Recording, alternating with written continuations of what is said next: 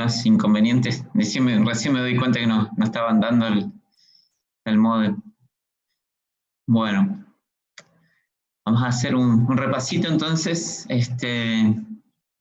Tercer parcial entra en unidades 10, 11, 12 y 13. ¿Sí? La 14 entra en el recuperatorio.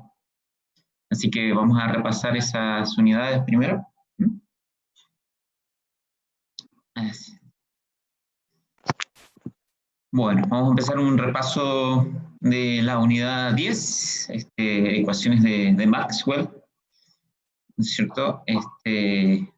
Bueno, las ecuaciones de Maxwell, básicamente, a ver, vamos a mirar un poquito primero las ecuaciones en sí.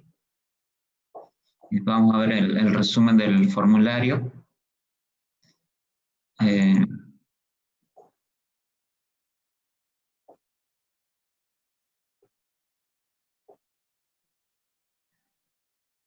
Ahí estamos.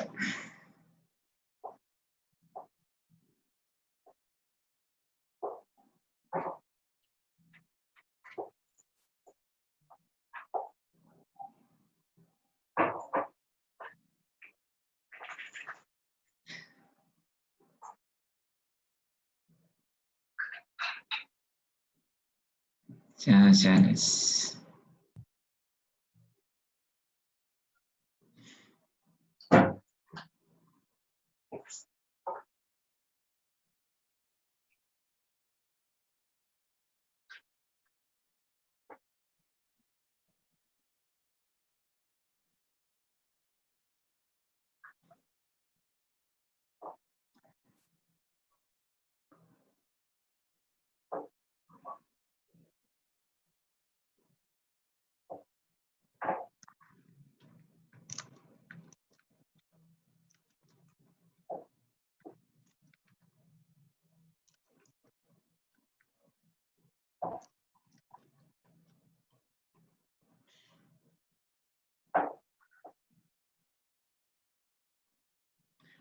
Bueno.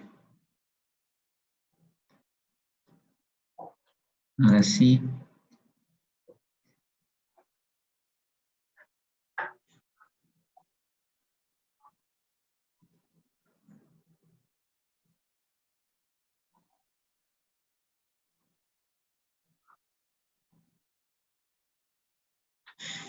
Bueno, empezamos con la unidad 10, ecuaciones de Maxwell, ¿no es cierto? Las ecuaciones de Maxwell las hemos visto en su expresión diferencial y después en su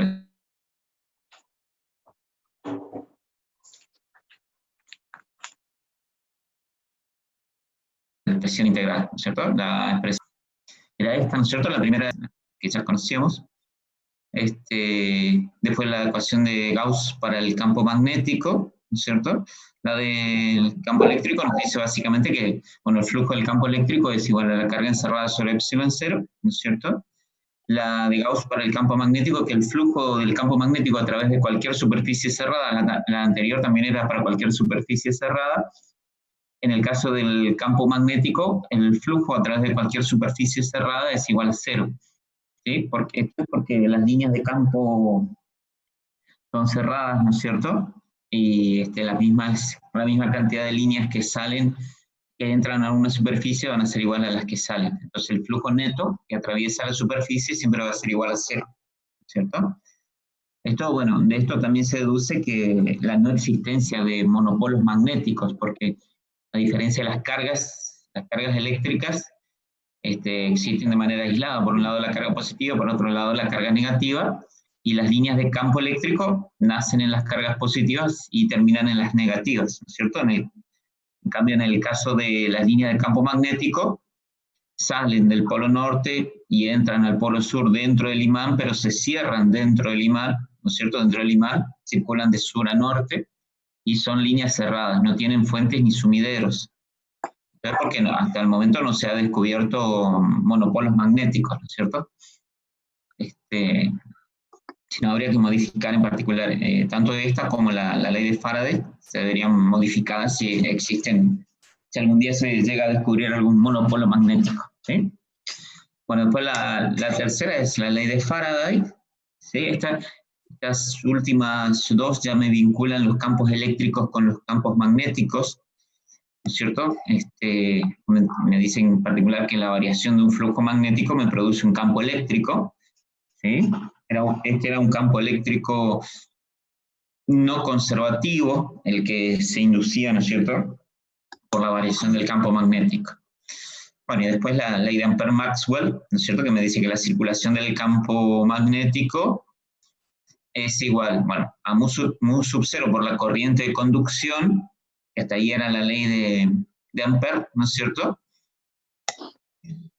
más mu sub 0, epsilon 0, bueno, todo este otro término, epsilon 0, la variación del flujo del campo eléctrico sería esta parte, ¿no es cierto?, hace referencia a la corriente de desplazamiento. Esta corriente de desplazamiento que descubre o propone Maxwell se debe a las variaciones del campo eléctrico en el tiempo, ¿no es cierto?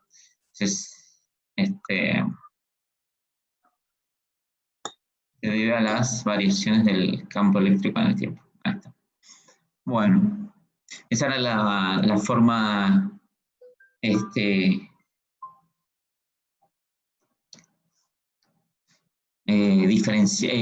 la forma integral, ¿no es cierto?,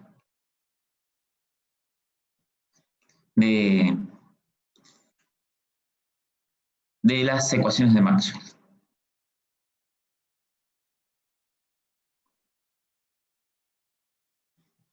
Bueno, después tenemos la forma integral, perdón, la forma diferencial, sí, la integral es la que acabamos de ver, esta es la forma diferencial, ¿no es cierto?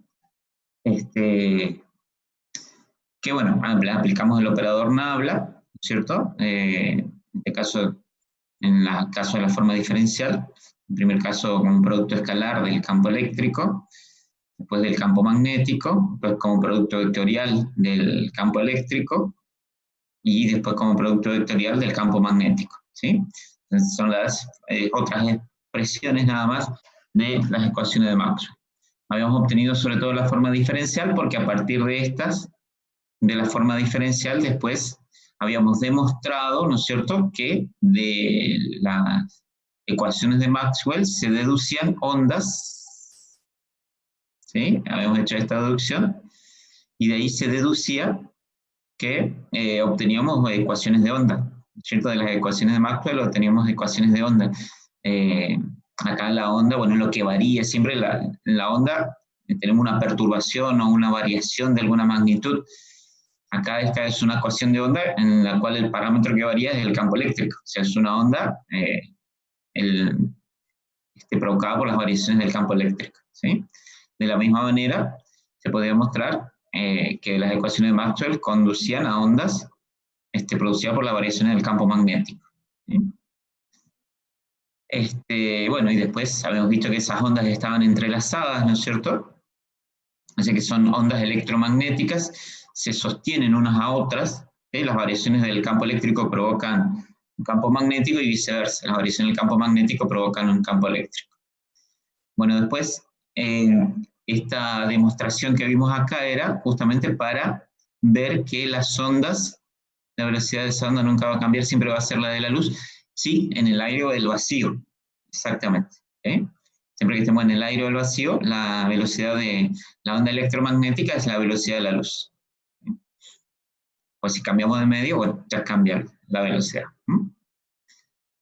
Bueno, después habíamos hecho esta demostración, ¿no es cierto?, para comprobar que las ondas electromagnéticas son ondas transversales.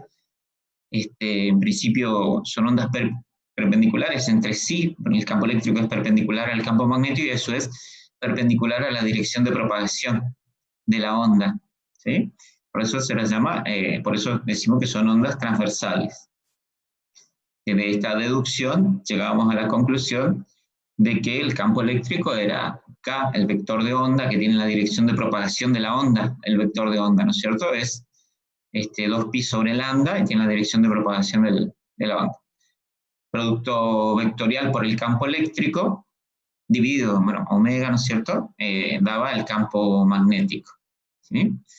Producto vectorial, así que el campo magnético es perpendicular al campo eléctrico. y a su vez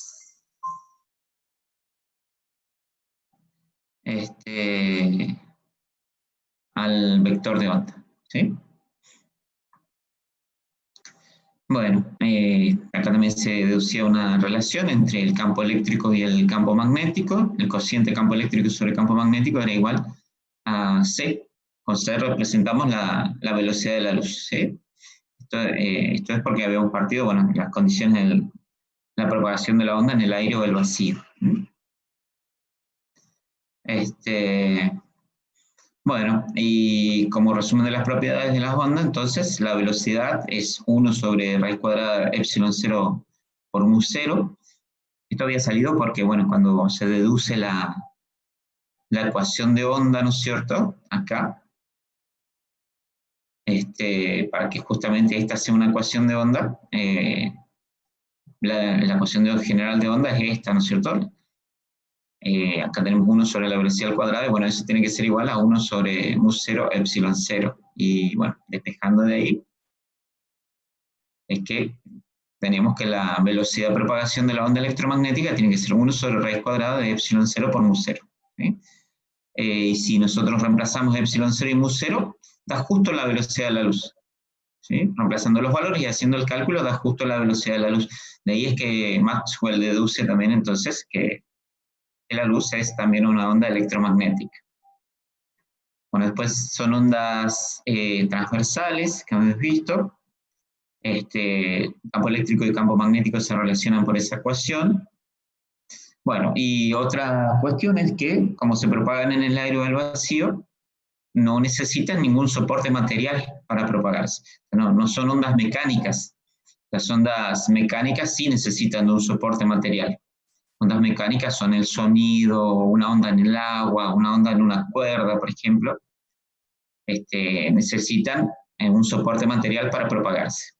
En este caso no, porque son variaciones de campos eléctricos y magnéticos que no necesitan de ningún medio elástico para su propagación. Bueno, y obedecen al principio de superposición como todas las ondas, ¿sí? Bueno, después habíamos visto el espectro electromagnético, ¿no es cierto? Que comprende, bueno, esto va, a ver, otra, esta es mejor. Acá vamos, en el extremo derecho tenemos mayor longitud de onda y menor frecuencia, perdón, en el extremo izquierdo, y en el extremo derecho tenemos mayor frecuencia y menor longitud de onda, ¿sí? A medida que aumenta la frecuencia, mayor es la energía de las ondas, ¿sí? Y bueno, el espectro a grandes rasgos comprende las ondas de radio, las microondas, los rayos infrarrojos, la luz visible, que va de los 700 a los 400 nanómetros, ¿sí? Los rayos ultravioletas, los rayos X, y por último, los rayos gamma, que son las ondas de mayor frecuencia y menor longitud de onda, ¿sí? Son inversamente proporcionales la frecuencia con la longitud de onda, ¿sí? A mayor frecuencia, menor longitud de onda, y viceversa. A mayor longitud de onda, menor frecuencia. Bueno, a partir del ultravioleta dijimos estas ondas ya tienen bastante energía, en particular rayos X, rayos gamma, ya son peligrosos para la vida. Bueno, estos más o menos son los extremos del espectro visible. En realidad no son colores, el negro y el blanco no son colores, el blanco es una mezcla de todos los colores y el negro es la ausencia de los colores, ¿sí? O sea, por ejemplo, ¿por qué vemos una superficie negra? Porque en realidad no existe el negro perfecto, pero ¿por qué vemos una superficie negra? Porque esa superficie absorbe todos los colores y no refleja ninguno. Entonces a nosotros no nos llega ningún color, a nuestra retina no llega ningún color, ¿sí?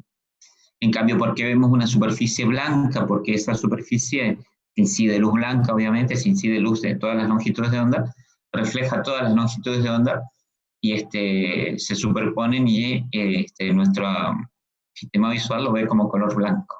¿Sí? En realidad, como decíamos, el blanco y el negro no serían colores estrictamente.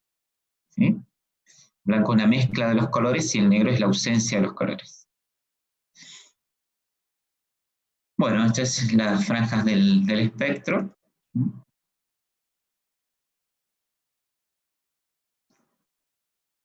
Más o menos.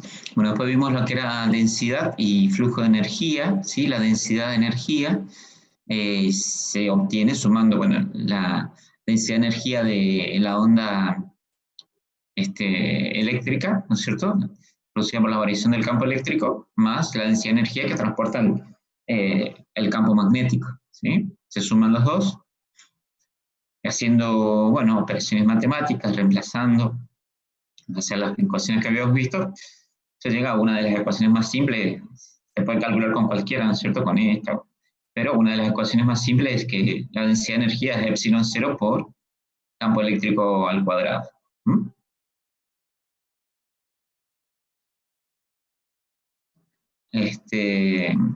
Y bueno, las ondas transportan energía, ¿sí? Una onda básicamente es una forma de energía, de transportar energía, ¿sí? Y bueno, la energía que se transporta por unidad de área transversal y por unidad de tiempo, ¿sí? O potencia por unidad de área, o sea, energía por unidad de tiempo es potencia. Estamos hablando, se suele describir, digamos, la energía que transfiere una onda en función de energía por unidad de área y por unidad de tiempo. O potencia por unidad de área, porque energía por unidad de tiempo es potencia. Bueno, y a eso se le da el nombre de vector de Poynting. Se representa la energía que transporta la onda por unidad de tiempo y por unidad de área, o potencia por unidad de área, con el vector de Poynting. ¿Sí?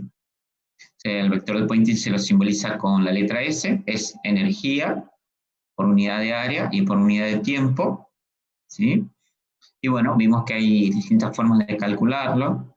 Al vector de Poynting, por ejemplo, una de las más clásicas es campo eléctrico por campo magnético sobre mu sub 0.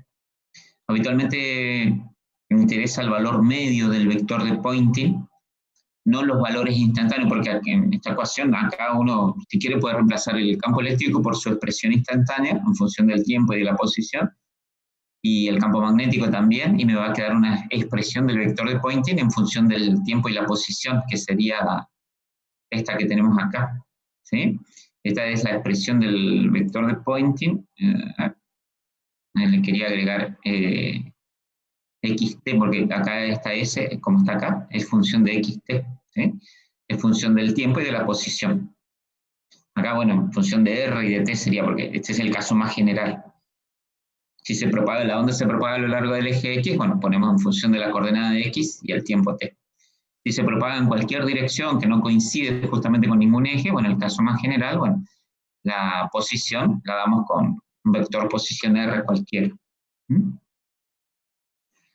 Pero esta sería la fórmula entonces para calcular la energía que transporta la onda por unidad de tiempo y por unidad de área, o potencia por unidad de área. ¿Sí? Se mide a través del vector de Poynting. Como les decía, daría el valor instantáneo, pero generalmente más que el valor instantáneo nos interesa el valor medio o promedio del vector de Poynting, ¿sí? Porque las variaciones suelen ser muy rápidas y no tienen por ahí muchas aplicaciones prácticas los valores instantáneos. ¿Sí? Los valores promedios de energía que transporta la onda. Y bueno, para calcular el valor promedio, sacamos el promedio de esa ecuación, ¿sí? Y encontrábamos esta ecuación. El valor medio del vector de Poynting, que es lo que se llama intensidad de la onda. La intensidad de la onda es el valor medio del vector de Poynting. Es valor máximo del campo eléctrico por valor máximo del campo magnético sobre 2 mu sub 0. Entonces, intensidad de la onda sinusoidal en el vacío. ¿Está? Se puede calcular con cualquiera de estas fórmulas se obtiene haciendo reemplazo de fórmulas en la anterior, ¿sí? En base a las equivalencias que habíamos visto. Y se mide en watts por metro cuadrado, porque es potencia por unidad de área transversal o perpendicular a la dirección de la onda, ¿sí?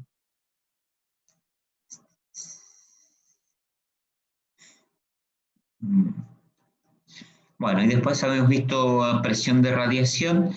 La onda electromagnética transporta energía, ¿sí?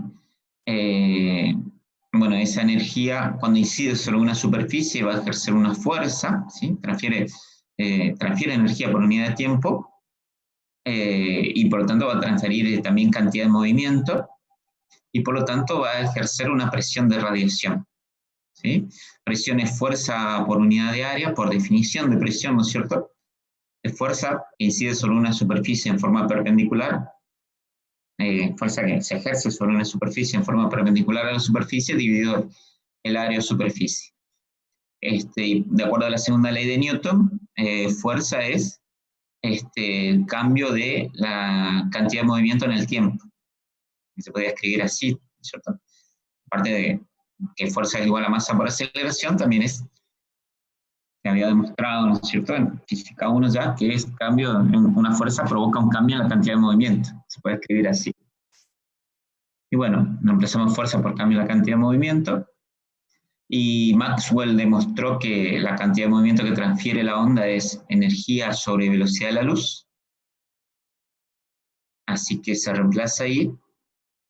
Y esto que nos queda acá es energía por unidad de tiempo y por unidad de área, que es el vector de Poynting, ¿no es cierto?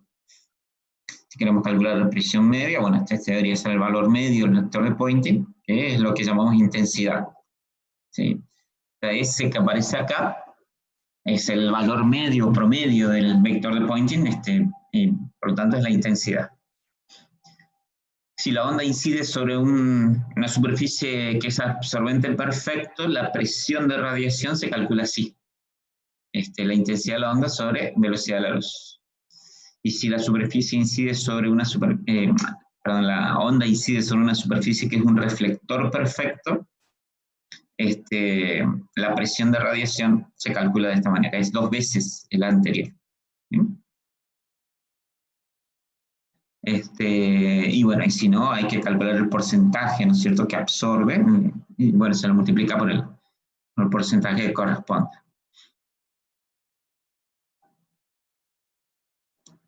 Bueno, después habíamos visto que para que se produzca una onda electromagnética, ¿qué es lo que tenía que pasar? ¿Qué era lo que producía las ondas electromagnéticas? Las partículas cargadas aceleradas, ¿sí? Una partícula cargada acelerada emite radiación electromagnética, ¿sí?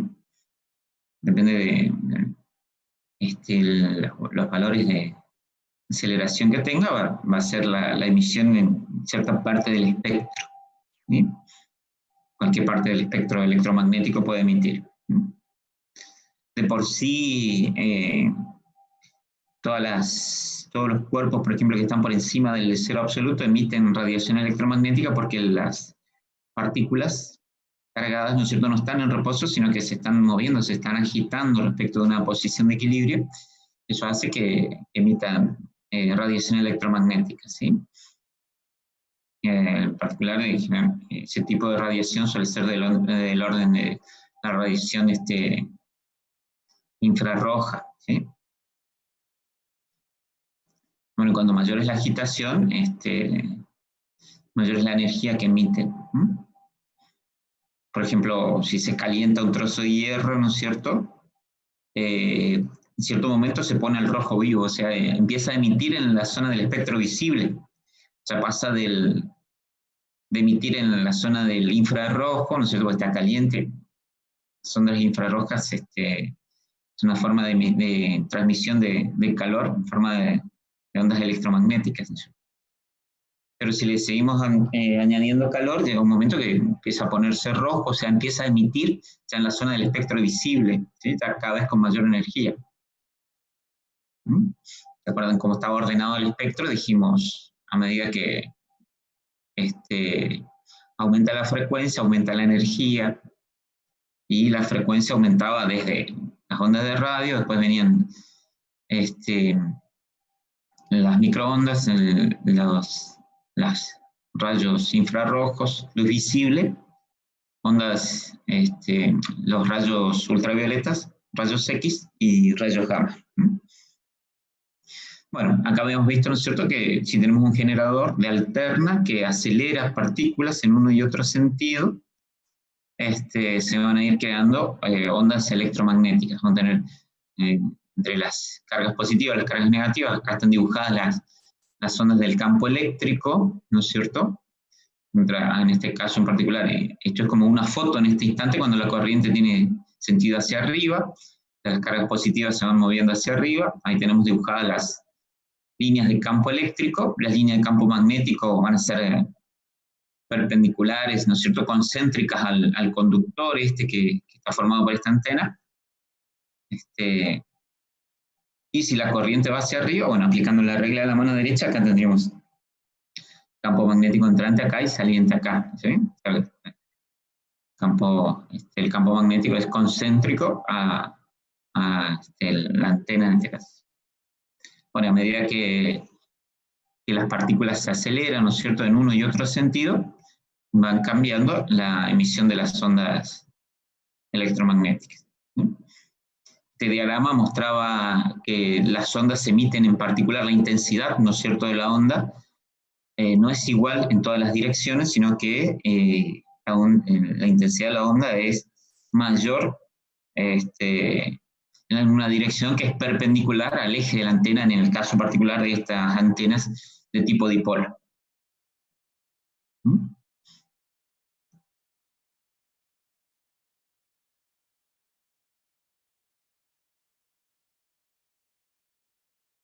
Bueno, ese era básicamente un repaso. Acá están las fórmulas. Las fórmulas son las que estuvimos viendo, ¿no es cierto? La relación entre campo eléctrico y campo magnético. Bueno, esta es la corriente de desplazamiento. Propone Maxwell para completar la ley de Ampère. ¿Sí? Esta era la relación entre campo magnético, campo eléctrico, vector de onda y pulsación angular. El vector de onda es un vector, tiene la dirección de propagación de la onda, es 2pi sobre lambda. Omega es la pulsación angular, es 2pi por f. La velocidad de cualquier onda plana periódica es longitud de onda por frecuencia. En particular, en el caso de las ondas electromagnéticas, la velocidad en el aire o el vacío es la velocidad de la luz, ¿sí? 3 por 10 a la octava metros sobre segundo, que sale de hacer este cálculo, ¿sí? 1 sobre raíz cuadrada de epsilon 0 por mu sub 0. Bueno, los campos eléctricos y magnéticos se pueden representar, de una onda electromagnética se pueden representar con estas ecuaciones, ¿no es cierto?, en función del coseno o del seno, puede ser. En este caso en particular, bueno, tenemos una onda que se propaga a lo largo del eje X, por eso los valores de campo eléctrico, por ejemplo, son función de la coordenada X y del tiempo. Lo mismo en el campo magnético, función de la coordenada X y del tiempo. Y acá el versor me está indicando en cada caso en qué eje vibra o varía cada campo. Si acá tenemos versor J, quiere decir que el campo eléctrico está variando, ¿no es cierto?, en el eje Y. Si acá tenemos el versor K, quiere decir que el campo magnético está variando en el eje Z. Bueno, esta es otra manera de escribir también las ecuaciones de los campos, ¿no es cierto? Esto sale porque, bueno, se puede despejar de acá, omega es igual a K por C. Entonces, en vez de poner omega acá, yo puedo poner K por C. Y después sacar factor común K. ¿Sí? Entonces va a quedar K, factor común de X acá, y de C por T acá. ¿Sí? Esa es otra manera de escribir las ecuaciones de campo eléctrico y campo magnético. Bueno, esta sería una onda que se propaga a lo largo del eje X en la dirección del semieje positivo. Si la onda se propaga en la dirección del semieje negativo, ¿sí? En vez de tener un signo más, perdón, un signo menos acá, tenemos un signo más. Y aparte, bueno, como les decía, ¿no es cierto? Siempre el producto de E por B me tiene que dar la dirección de propagación de la onda. Eso sale de el vector de Poynting. El vector de Poynting apunta a la dirección de propagación de la onda. Y siempre el producto vectorial de E por B me tiene que dar la dirección de propagación de la onda. Para que eso se dé en el caso de que la onda se propague en la dirección del semieje negativo, ¿sí? El campo eléctrico, si el campo eléctrico vibra en el eje Y positivo, por ejemplo, en el instante en que el campo eléctrico vibra en el eje Y positivo, el campo magnético tiene que estar vibrando en el eje Z, pero negativo. Para que al hacer el producto vectorial E por B, me dé S en el sentido del semieje negativo de las X. Ahí lo vamos a dibujar acá. No sé si se alcanza a entender. No sé si hicieron algún ejercicio de eso, pero siempre propagándose en el mismo sentido. Ahí les muestro.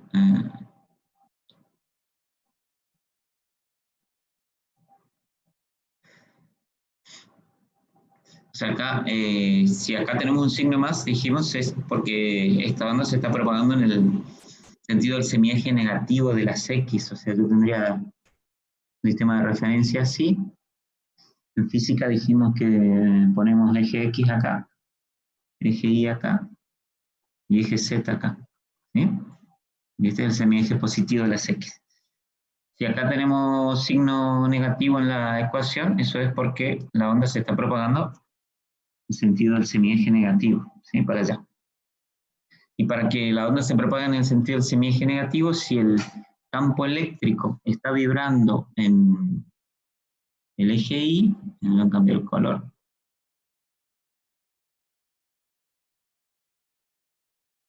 No me da artículo. Bueno, si el campo eléctrico está vibrando a lo largo del eje Y, hasta acá, el campo magnético, cuando el campo eléctrico es positivo, el campo magnético tiene que ser negativo. Para que al hacer el producto vectorial E por B me dé S en el sentido del semieje negativo. ¿Sí? La onda se tiene que propagar en el sentido del semieje negativo. Ahí estamos de vuelta. Van a ser 14 preguntas, sí, como los parciales anteriores. 8 de teoría, de 0,5 puntos cada una, y 6 de práctica, de 1 punto cada una. Bueno. Estábamos con... Profe, Sí. en el cuestionario me encontré con una pregunta en este cuestionario el de 11 y la unidad 12, que me preguntaba en porcentaje la irradiación. Sí, de intensidad, en realidad porque por ahí se saca del libro y se pone como está en libro. En algunos libros tiene un lenguaje y otro, pero se refiere a la intensidad. Ah, está perfecto. Y ese era... ¿cómo lo sacaba ese porcentaje, profe? ¿Sería en base a qué? ¿Y porque de alguna línea en particular te pedía el porcentaje? En realidad sí, en la cuarta me preguntaba y después me daba los valores a elegir si era, por ejemplo, qué sé yo, 5, después 008, 00008. Yo me acuerdo que le contesté el más chiquitito por el orden que era, como eso va decreciendo demasiado, apunté al más chiquitito, pero sin sin saber si existía una ecuación para poder llegar al valor. Y sí, es la ecuación de intensidad, viste que al reemplazar los valores después te queda tanto porcentaje de I sub 0 para cada línea, ¿sí? Y efectivamente va decreciendo, como vos decís. Eso es en difracción, ¿me decís? ¿Difracción o interferencia? En difracción tiene que haber sido. Sí, era el de difracción, era así. Sí. Sí, eso es para contestar en base a la ecuación de cálculo de intensidad. Perfecto. Yo quería tenerlo en cuenta por si me llegaba a volver a tocar, saber de dónde calcularlo. Después vi un ejercicio de la guía que era parecido, pero no, como la palabra no era igual, no sabía si era ese o qué. Sí, eso vamos a cambiar porque es intensidad. En realidad nosotros lo vimos como intensidad, no como irradiancia, ¿sí?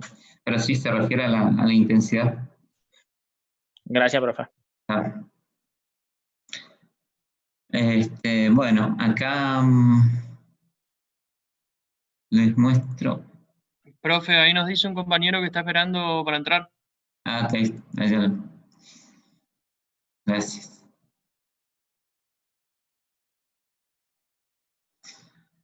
Bueno, estas ecuaciones son las que ya vimos, ¿no es cierto? Las que vimos en la parte de teoría, nada más que acá están resumidas, era un resumen para la parte práctica, pero son las mismas que ya vimos de teoría. Bueno, eso sería básicamente entonces el repaso de la unidad 10, si no tienen preguntas. Vamos con la que sigue.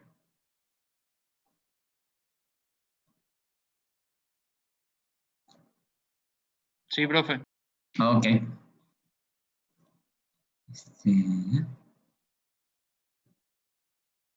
Bueno, la abro la otra.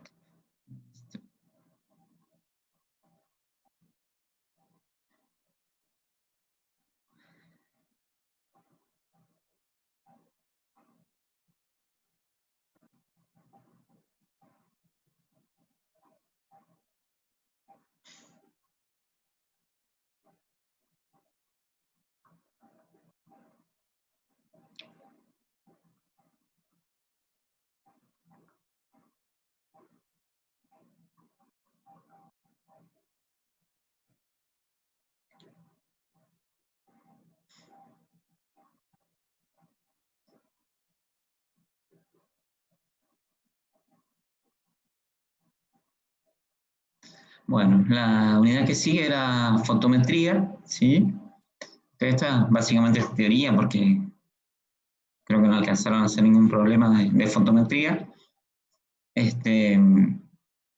Acá son importantes sobre todo las definiciones, ¿no es cierto? Definiciones y las unidades en que se miden las distintas magnitudes en fotometría, ¿sí? Un aspecto importante era la definición de ángulo sólido, ¿sí? Ángulo sólido, bueno, se tomaba un cono, se tenía una esfera, ¿no es cierto? Se tomaba un cono con el vértice en el centro de la esfera.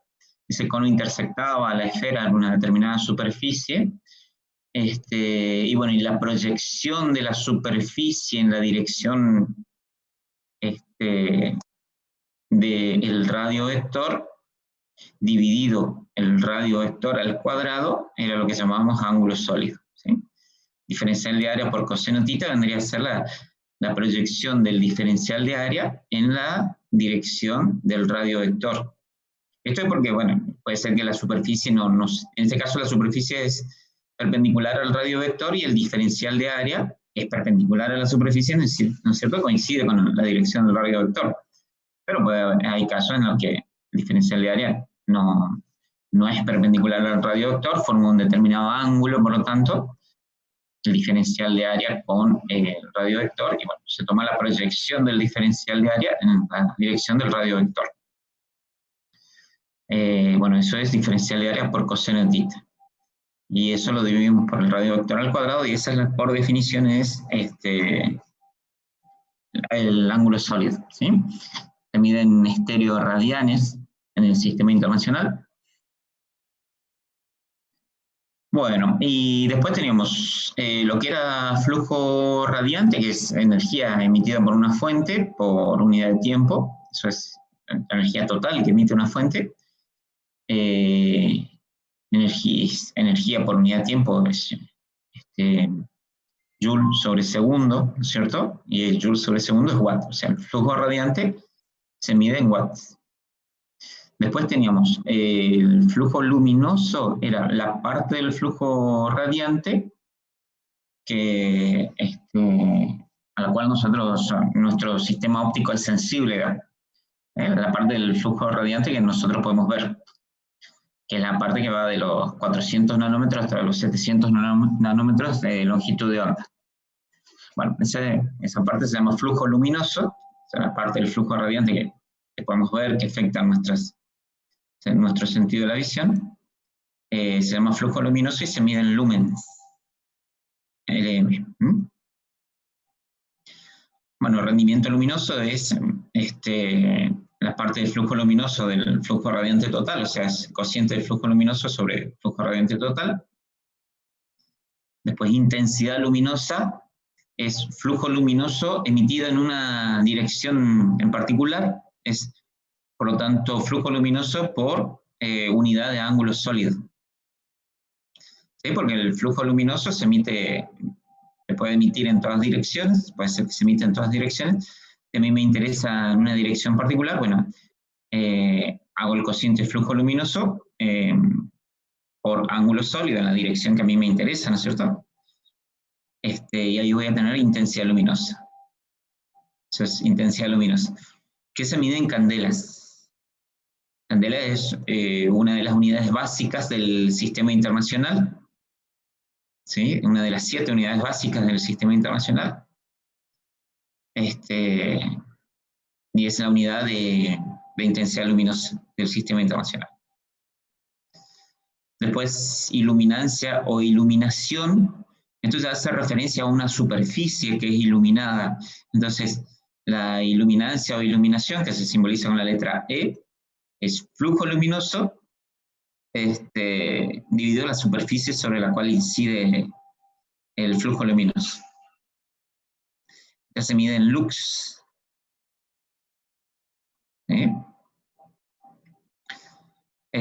Bueno, de acá salía la ley de la inversa de los cuadrados, o sea, habíamos visto que la iluminancia o la iluminación era proporcional inversamente proporcional a la distancia al cuadrado que había entre la fuente y la superficie, ¿sí? Y que se podía calcular con esta fórmula, es la intensidad por coseno de θ, donde θ es el ángulo que forma la perpendicular a la superficie, o sea, el vector superficie tendría que ser con el radiovector, ¿sí? En la dirección del ángulo sólido. Ese es θ. Bueno, intensidad dividido r al cuadrado es la fórmula para calcular la iluminancia o iluminación. Si la fuente es perpendicular a la superficie, bueno, esto queda igual a 1, coseno θ queda igual a 1, y la iluminación sería intensidad sobre el radiovector al cuadrado. Bueno, después habíamos visto que el ojo humano no percibe de igual manera todos los colores, los distintos colores, sino que es más sensible a unos colores que otros. Entonces hablábamos de lo que es la eficiencia luminosa relativa, ¿sí? O sea, percibimos por ahí más intensos algunos colores en condiciones fotópicas, que son condiciones diurnas, digamos, de iluminación diurna. El color que mejor se percibe, ¿sí? Es el azul verdoso, más o menos es el color de longitud de onda 550 nanómetros. En condiciones escotópicas, esto es con falta de luz, a la noche, por ejemplo, esto se corre un poco, los colores que mejor percibimos ya son de longitudes de onda menores, cerca de 505, 510, 507 nanómetros, ¿sí? entre 505 y 510 más o menos. Y 555 vendría a ser en condiciones fotópicas. Y bueno, como muestra las curvas, ¿no es cierto? Esta es una curva de percepción de intensidad luminosa relativa, digamos. Y valor 1, aquella longitud de onda que percibimos como más intensa, como la más intensa de todo. Y después, por ejemplo, si acá una longitud de onda de un color que son 630 tiene una eficiencia luminosa relativa de 0,5, quiere decir que a igual intensidad luminosa este color lo percibimos como si tuviera una intensidad luminosa de la mitad de este color de 550 nanómetros. ¿Sí? O sea, necesitaríamos mayor intensidad para percibirlo de igual manera que el color de la longitud de onda de 550 nanómetros. Bueno, entonces el flujo luminoso, teniendo en cuenta eso, entonces que nuestro ojo no percibe todos los colores de igual manera, se calcula aplicando esa fórmula de ¿sí?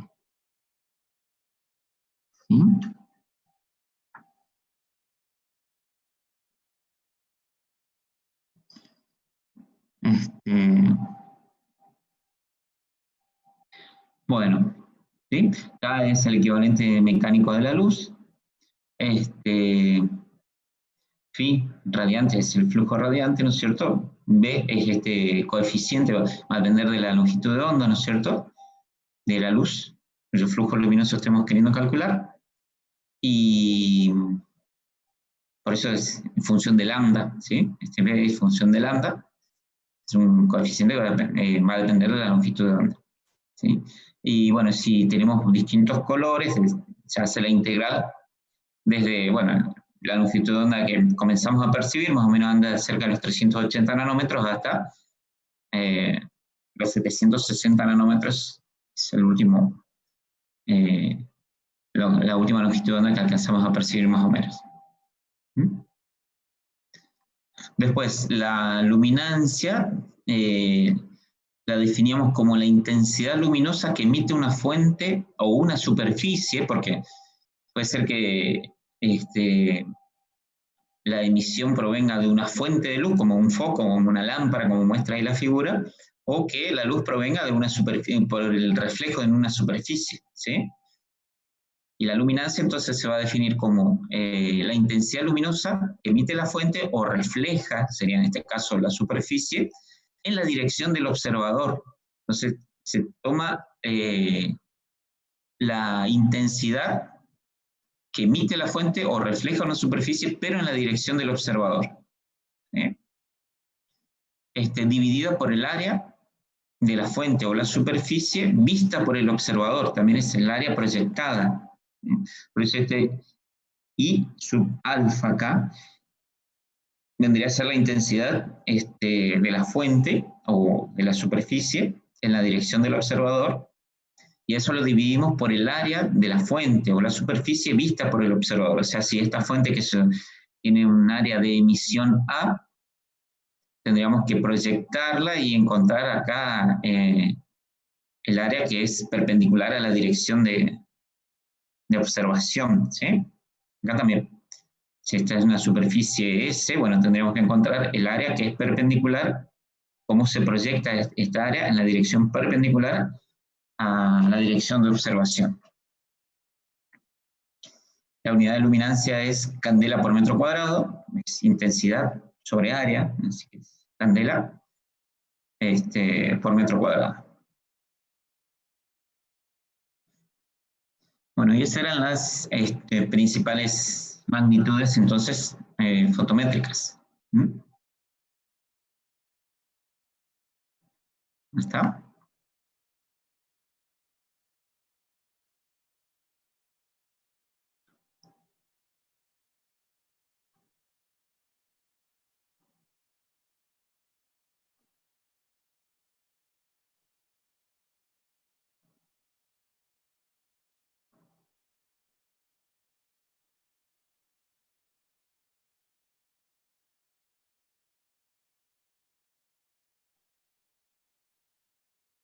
Ok, bueno. Vamos a lo que es interferencia, entonces, que es un fenómeno que se da, a ver si están viendo.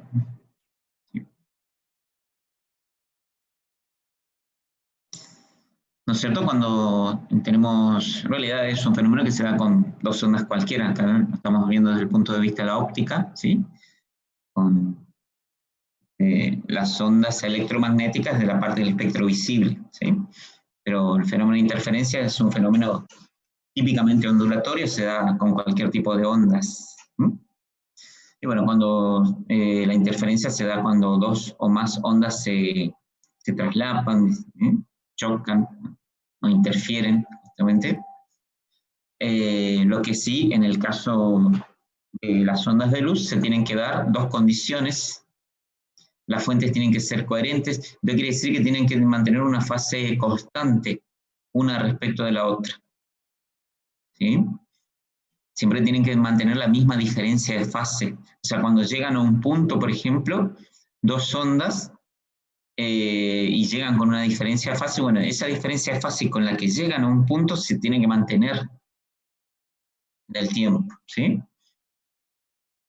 Y por otro lado, tienen que ser, en el caso de las ondas de luz, ¿no es cierto?, tienen que ser monocromáticas, es decir, de una sola longitud de onda, para que se pueda apreciar la interferencia, para que nosotros podamos apreciar la interferencia. En realidad la interferencia se produce siempre,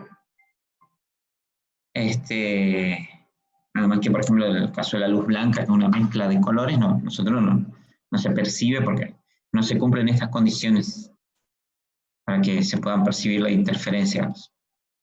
No hay fase constante ni tampoco en luz monocromática, obviamente, ¿sí? Tiene que ser de una sola longitud de onda. Bueno, y a partir de esta deducción, ¿no es cierto?, de dos rayos que llegan a un punto, esto es un fenómeno de interferencia a partir de el experimento de dos rendijas de Young, ¿no es cierto? Acá tenemos dos rendijas, acá llega frente de onda si se trata de luz, tiene que ser luz monocromática, ¿no es cierto? Se encuentran con dos rendijas y, bueno, tomamos un punto P, que es una pantalla que está ubicada a una cierta distancia, L, ¿sí? Bueno, los caminos que recorren estos dos rayos que llegan a ese punto P son distintos, y bueno, esa diferencia de caminos va a hacer que lleguen en diferencia de fase a ese punto. ¿Sí? Y depende de la diferencia de fase que tengamos en este punto, podemos tener interferencia constructiva, interferencia destructiva. ¿Sí?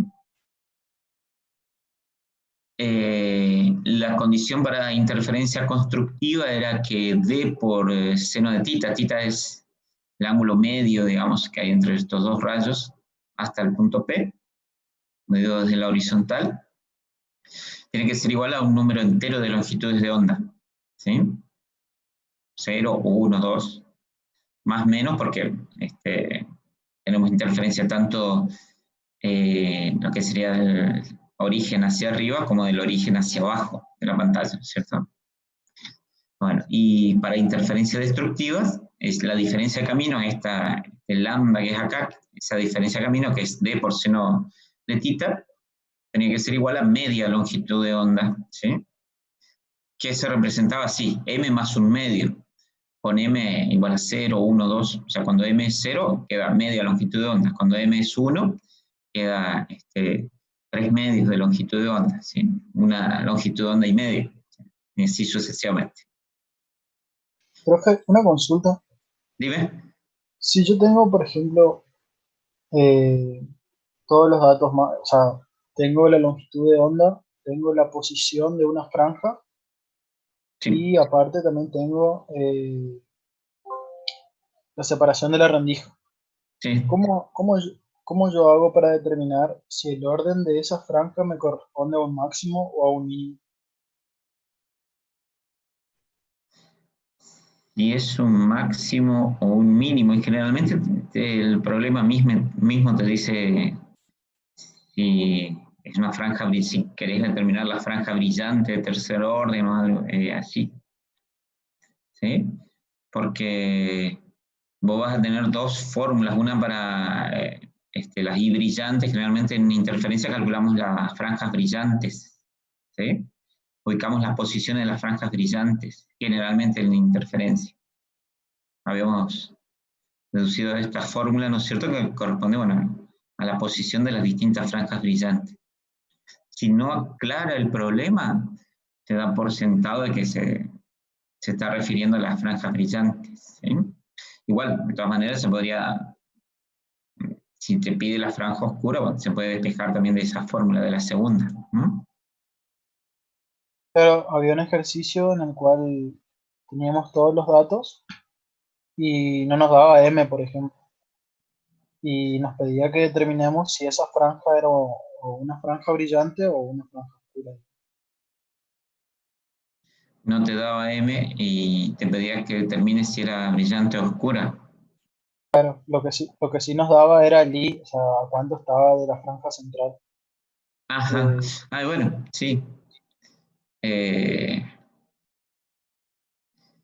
Sí, porque si despejando de la fórmula, claro, si M te da múltiplo de 2, es brillante, ¿sí?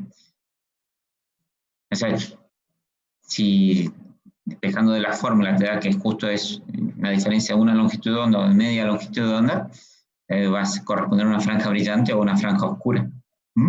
Si tenés todos los datos, estos de acá, bueno, D por seno de tita brillante, seno de tita, se puede reemplazar, ¿no es cierto?, era por I sobre L, seno de tita, porque seno de tita es aproximadamente igual al ángulo y aproximadamente igual a la tangente para ángulos pequeños, se reemplaza por I sobre L. Este quedaría D, I sobre L, M lambda. ¿Sí? Y bueno, si tenés todos los datos, de ahí podés averiguar si M te da un valor entero o no. Si te da un valor entero, se va a tratar de una franja brillante. ¿Sí? Sí, profe, muchas gracias. Bueno, después se calculaba, se deducía, ¿no es cierto?, la fórmula de la intensidad para el patrón de interferencia. Luego de hacer la deducción, quedaba que la intensidad era igual al valor máximo por coseno cuadrado de phi sobre 2. Si este valor máximo, a veces, generalmente, si uno quiere trazar, por ejemplo, el patrón de intensidad, se hace en función del cociente I sobre I máximo, o sea, como fracción de I máximo. Por eso se calcula como porcentaje, por ejemplo, I máximo, porque generalmente I máximo no se conoce, ¿sí? Entonces, la intensidad se traza como fracción o porcentaje de I máximo. Y bueno, en vez de poner el coseno de phi sobre 2, se podría poner coseno cuadrado de phi sobre 2, reemplazando phi, pi por d por seno de tita sobre lambda, y reemplazando seno de tita, ¿no es cierto?, por I sobre L, quedaría pi por d por I sobre lambda por L. Tenemos las fórmulas para el patrón de intensidad en el caso de interferencia. Una consulta más. En el caso de la difracción también se cumple que la onda debe tener misma frecuencia y misma amplitud. Sí, sí. O sea, la separación entre mínimos es la misma, digamos, ¿cierto? No varía eso a medida que yo voy cambiando el orden de las ondas, digamos. No sé si se entiende la pregunta. No varía cuando vos vas cambiando el orden de las ondas. Claro, yo a medida, por ejemplo, o sea, la distancia que hay de separación entre mínimos es siempre la misma, digamos, se cumple eso. Ya sea para No necesariamente. Si vos cambiás alguno de los patrones, te va a cambiar la separación, ¿sí? Ahora, cuando veamos la fórmula de difracción, vas a ver ahora ahí vamos a analizar cómo influyen los distintos parámetros, pero si vos cambias longitud de onda o cambias la abertura, van a ir cambiando la separación entre los mínimos. En el caso de difracción calculamos los mínimos, ¿no es cierto?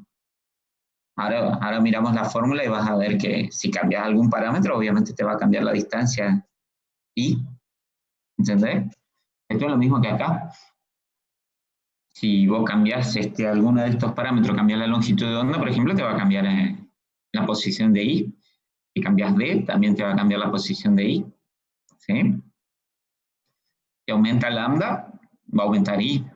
Si aumenta D, va a disminuir I. ¿Sí? O sea, quiere decir que va a ser más próximo. Sí, yo me refería al delta ahí, digamos, entre cada separación. No, y también, sí. Sí, va a cambiar. Si cambia el I, va a cambiar el delta I también. Lo mismo acá en el caso de la intensidad, ahí en base a la fórmula podemos ver qué es lo que va a pasar con la intensidad, ¿no es cierto? Si cambiamos alguno de los parámetros. Si cambiamos lambda, por ejemplo, la intensidad es inversamente proporcional a lambda. Si cambiamos D, ¿sí? Y así sucesivamente.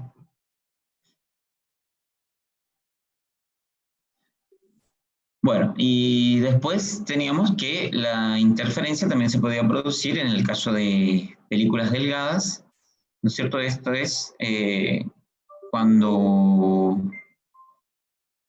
se producía un fenómeno particular, ¿no es cierto? Cuando una onda, en particular una onda electromagnética, ¿sí? Choca contra una superficie que separa dos medios con distintos índices de refracción y el segundo medio tiene un índice de refracción mayor que el primero, la onda reflejada sufrió un cambio de fase de 180 grados. ¿Sí? Entonces, nosotros teníamos, por ejemplo, un mismo rayo de luz que incidía en una superficie de separación de dos medios. Son dos medios por lo menos el segundo medio tiene que ser semitransparente, ¿no es cierto? De tal manera que parte del rayo se refleje y parte del rayo se refracte. Como por ejemplo una película delgada, una película de jabón, una película de aceite, donde se produce este fenómeno. Entonces, el rayo reflejado sufre un cambio de fase de 180 grados, el rayo refractado en principio se refracta, se refleja acá, se vuelve a refractar acá, va a salir sin cambio de fase. ¿Sí? Y bueno, entre estos dos rayos se va a producir también un fenómeno de interferencia. Acá hay nada más que acá las condiciones para la interferencia van a ser un poco al revés que acá las condiciones para la interferencia en el fenómeno de dos ranuras, ¿no es cierto? Acá, si la diferencia de caminos era igual a una longitud de onda o un múltiplo entero de longitudes de onda, teníamos interferencia constructiva. Pero acá, si la diferencia de camino, que para un rayo que incide más o menos perpendicularmente, la diferencia de camino es 2t, ¿no es cierto? Porque es 2 veces el espesor de la película. La diferencia de camino que recorre el rayo que se reflejó con aquel que se refractó primero y después volvió a salir al primer medio. La diferencia de camino es 2t. Si esa diferencia de camino es de una longitud de onda, la interferencia es destructiva, porque acá uno sale con un cambio de fase de 180 grados. ¿Sí? O sea, si 2t es igual a m lambda, tenemos interferencia destructiva.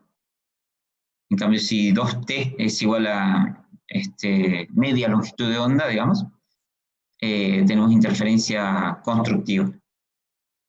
Esto es porque uno de los rayos sufre un cambio de fase de 180 grados. Entonces, las condiciones son distintas que para el caso de las dos ranuras. Bueno, y haciendo conversiones, ¿no es cierto? A partir de que el índice de refracción de un medio se puede definir como el cociente que hay entre la velocidad de la luz en el aire o el vacío y la velocidad de la luz en el medio, ¿no es cierto? Se puede pasar de esta fórmula que decía que 2t es igual a m más 1/2 por lambda sub n, donde lambda sub n es la longitud de onda en el segundo medio, vendría a ser, a esta otra fórmula, 2 por n, que es el coeficiente de refracción del segundo medio, por t, igual a m más 1/2 por lambda, donde lambda es, bueno, es la longitud de onda en el aire o el vacío de la luz.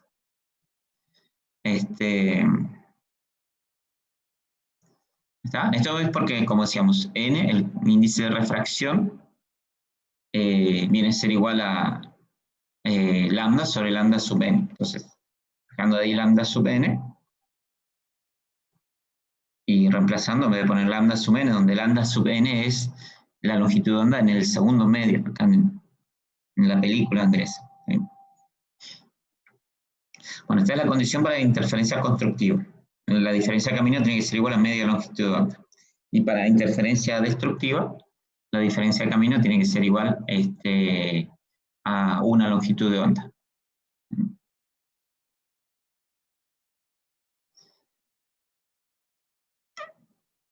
Bueno, esas eran las fórmulas principales, por lo menos, de lo que era interferencia.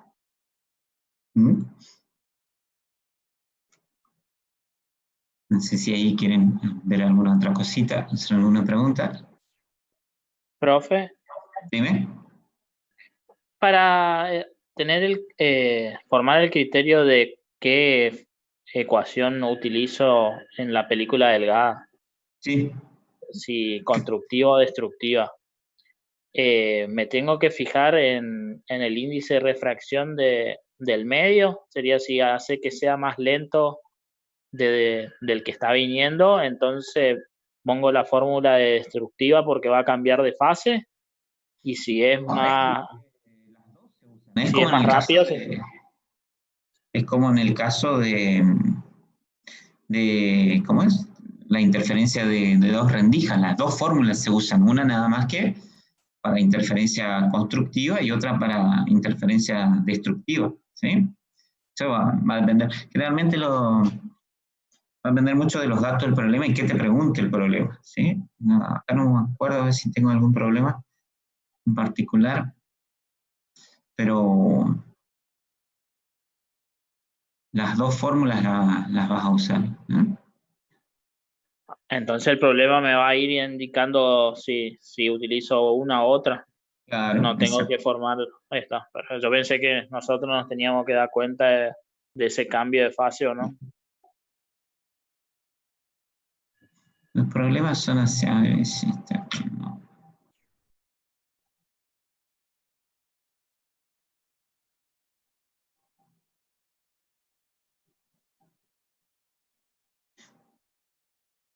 Pero generalmente te dice si, por ejemplo, acá hay un problema sacado del Serway, ¿sí? Dice, calcula el grosor mínimo, o sea, te está pidiendo T, ¿no es cierto? De la película de una burbuja de jabón que resulta en interferencia constructiva, ahí ya te está dando la fórmula a usar, ¿no es cierto? En la luz reflejada, si la película se ilumina con luz cuya longitud de onda en el espacio libre, o sea, en el aire, es 600 nanómetros. El índice de refracción es 1,33. Y bueno, se despeja T, en este caso, bueno, como te habla de interferencia constructiva, obviamente usas la fórmula de interferencia constructiva. Generalmente el enunciado, como te decía, te va a guiar respecto a qué fórmula tenés que usar. Gracias, profe. Bueno, y por último, el fenómeno de difracción, ¿no es cierto? El fenómeno de difracción se da cuando tenemos tenemos un rayo de luz, una luz, ¿no es cierto?, que atraviesa una rendija estrecha, de dimensiones reducidas, más o menos del orden de la longitud de onda de la luz incidente, y uno podría esperar, ¿no es cierto?, la luz incide sobre una rendija de un ancho A. La difracción en realidad se presenta siempre, nada más que es más notable cuando la rendija es más estrecha, es más notable el patrón de difracción, ¿sí? porque inclusive tenemos difracción cuando la luz choca contra un objeto, no necesariamente una rendija, contra un objeto, que es un borde de una mesa, por ejemplo, y atrás hay una pantalla, igual si se observa al microscopio se ve un patrón como si fuera un patrón de interferencia, ¿no es cierto? Nada más que, bueno, en el caso de que la rendija sea estrecha, el patrón es más notable. Bueno, hacemos incidir luz monocromática, rayos paralelos, por ejemplo, lo que se esperaría es ver sobre una pantalla una zona iluminada del mismo tamaño de la rendija, pero en realidad lo que se observa es un patrón de interferencia, ¿sí? O sea, una disposición de franjas brillantes y oscuras alternativamente. Este es otro fenómeno típicamente ondulatorio.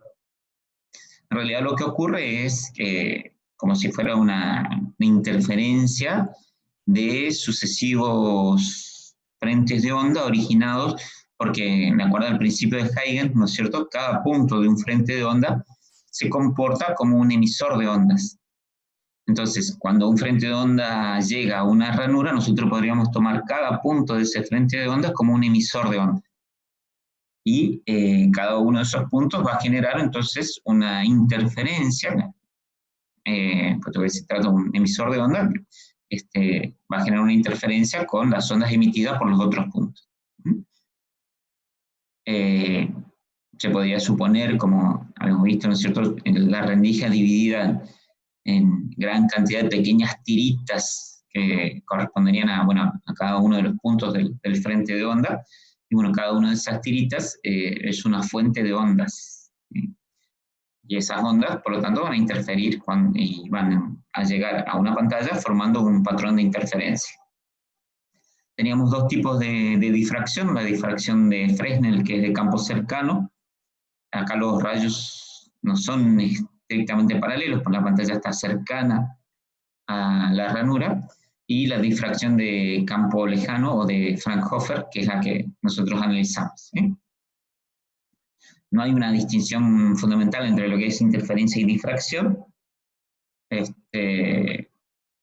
Interferencia se llama generalmente al fenómeno en los que interfieren un número relativamente pequeño de fuentes, 2 por lo regular, pocas, digamos. Y la difracción se relaciona con una distribución continua de onditas, ¿sí? Bueno, de acá habíamos deducido, ¿no es cierto?, la fórmula para calcular la posición, pero en este caso, en el caso de la difracción, habíamos calculado la fórmula para ubicar la posición de las franjas oscuras, ¿sí?, donde iban a estar las bandas oscuras. Respondía a esta fórmula, ¿cierto? La posición respecto del origen de una banda oscura era igual a X, donde X es la distancia desde la ranura de la pantalla, por M lambda sobre A, donde M varía desde más menos 1, más menos 2, y así sucesivamente. No se toma M igual a 0 porque en el centro tenemos una franja brillante, ¿sí? M varía desde 1, 2, 3 en adelante, ¿sí? En el centro del patrón de difracción tenemos una franja brillante, ¿sí? Como dice ahí, ojo, no se incluye M igual a 0 porque esa es una franja brillante. La fórmula final a la que se llegaba era esta que hemos visto recién. La intensidad del patrón de una sola ranura, bueno, salía luego de hacer la deducción en base a los fasores, ¿no es cierto? La fórmula para calcular la intensidad en el caso de difracción de una sola ranura era valor máximo de intensidad, seno de beta sobre 2 sobre beta sobre 2 al cuadrado, donde beta sobre 2 respondía a esa fórmula. 2 pi lambda A, donde A es el ancho de la abertura por seno de tita. Reemplazando entonces en vez de poner beta, ponemos esto que tenemos acá, y ahí tenemos el patrón de intensidad en el caso de difracción de una sola ranura. Acá también seno de tita se podría reemplazar también por I sobre L, en el caso de difracción. Y bueno, y aplicando esa fórmula, ¿no es cierto?, nosotros vamos a tener el patrón de intensidad de difracción. En el centro tenemos una franja brillante, y después tendríamos las ubicaciones de los distintos máximos de intensidad. Acá, bueno, ahí tenés más o menos los valores, haciendo reemplazos acá, se obtienen estos valores aproximadamente de valores de intensidad respecto de la intensidad máxima. ¿Sí? Esta es la intensidad máxima, bueno. El máximo secundario, el primer máximo secundario, sería 0,04 de I0, segundo 0,016 Profe, I0. molesto. Dime. Pregunto de vuelta lo que preguntó anteriormente mi compañero, era sobre este problema.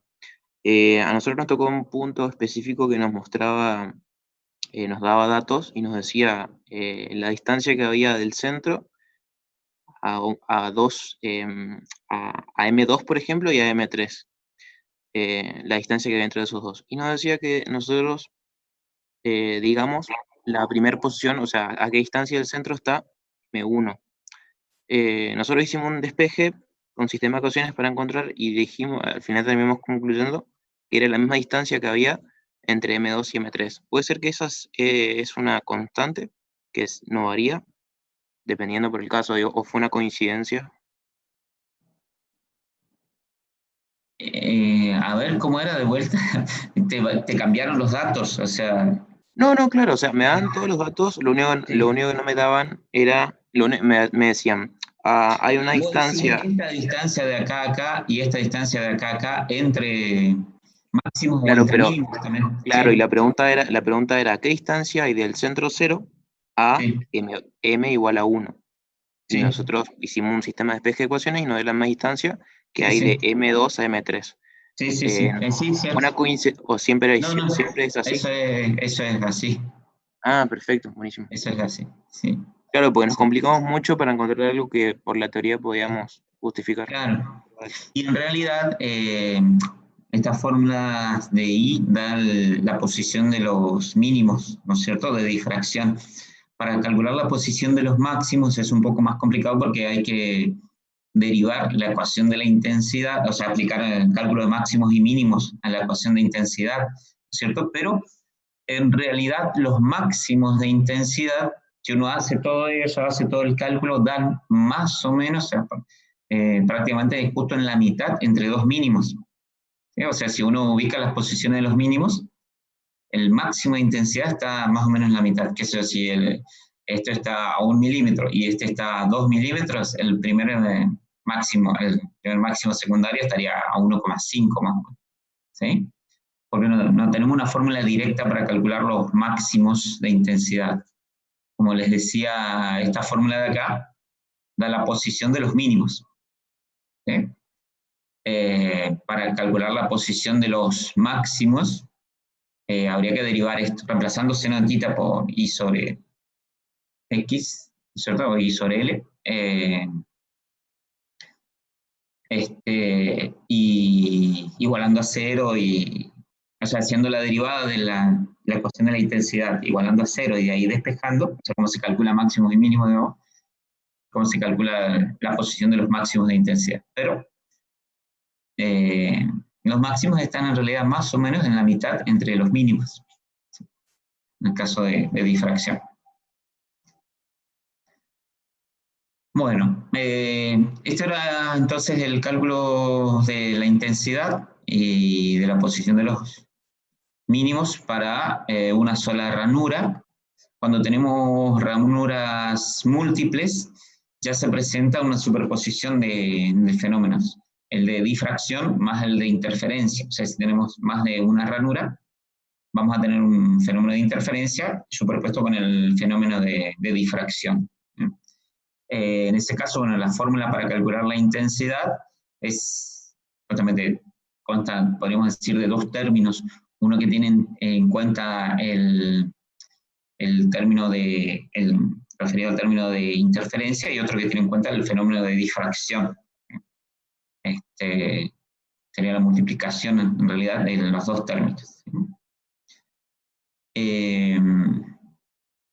Y bueno, en este caso, cuando se presentan simultáneamente el fenómeno de interferencia y el fenómeno de difracción, ocurre que el patrón resultante es un patrón de interferencia, a ver si lo tenemos por acá. No. Es un patrón de interferencia con una envolvente que es el patrón de difracción. ¿Sí? Y puede ocurrir, como en uno de los problemas por acá, que justo uno de los máximos de interferencia coincida con uno de los mínimos de difracción. Entonces ese máximo de interferencia no aparece en el patrón resultante. A ver, vamos a hacer un dibujito acá. El patrón resultante, ¿no es cierto?, cuando tenemos interferencia más difracción, es una envolvente de un patrón de difracción que envuelve a un patrón de interferencia. Entonces, vamos a suponer que acá tenemos el patrón de interferencia, y acá si justo coincide un mínimo, por ejemplo, de difracción, coincide con la posición de un máximo de interferencia, este máximo no se presenta, o sea, acá no vamos a tener una franja brillante sobre la pantalla porque la envolvente de difracción anuló ese máximo de interferencia. Recién vamos a tener otro pequeño por acá, ¿sí? Y así sucesivamente. ¿Sí?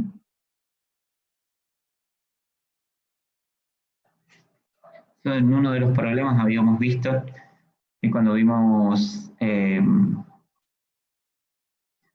que era el problema 5, era justamente esto, que tenemos que ubicar los mínimos de intensidad del patrón de difracción y los máximos de intensidad del patrón de interferencia.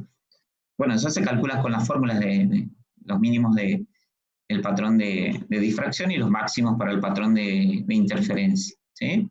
Y ocurría que justo uno de los mínimos de difracción, no sé, no me tomo los datos, pero uno de los mínimos, creo que era justo el tercero del patrón de difracción, coincidía con uno de los máximos de interferencia.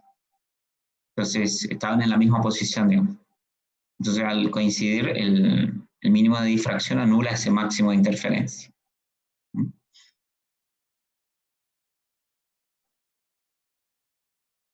Bueno, y por último teníamos lo que eran las rejillas de difracción.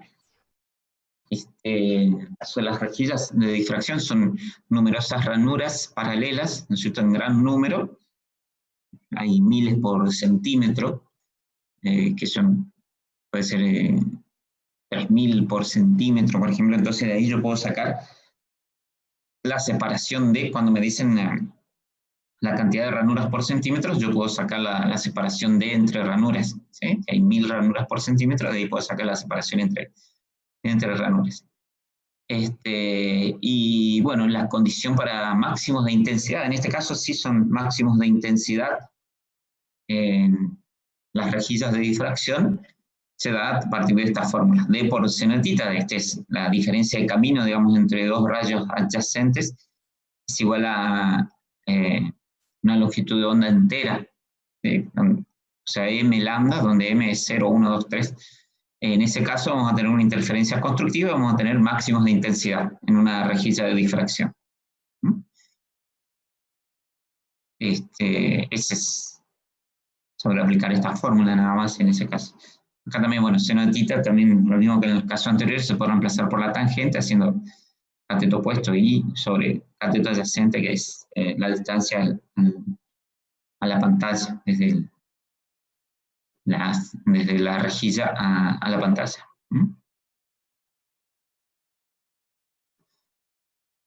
Y bueno, hasta acá más o menos sería el repaso a grosso modo de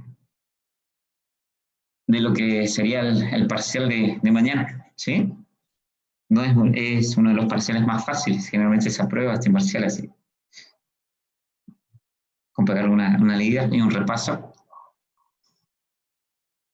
¿Está? Es el último esfuercito. Que esperemos que mañana ande todo bien. Y bueno, ya puedes sentir la promoción, se huele en el aire, o sea, se sienta en el cuerpo. Muy bien. Bueno, si no tienen más preguntas, dejaremos por acá. Lo mismo para ustedes. Éxitos para mañana y felices vacaciones después, a descansar un tiempito, por lo menos unos días, antes de retomar otra vez los libros. Bueno, chicos, nos estamos viendo entonces. Gracias a ustedes también. Lo mismo. Hasta la próxima. Nos vemos.